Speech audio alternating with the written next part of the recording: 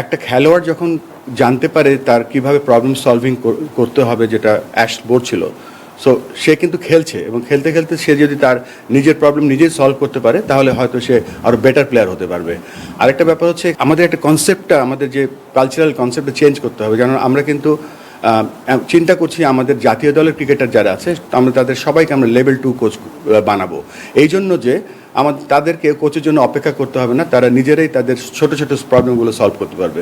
So এখানে যারা এসছে 12 জন টেস্ট ক্রিকেটার সহ যে ক্রিকেটাররা আছে এখানে, তারা শুধু কোচিং করবে না, তাদের নিজের সমস্যাগুলো তারা সলভ করবে এবং তাদের বন্ধুদের প্রবলেমগুলো সলভ করবে।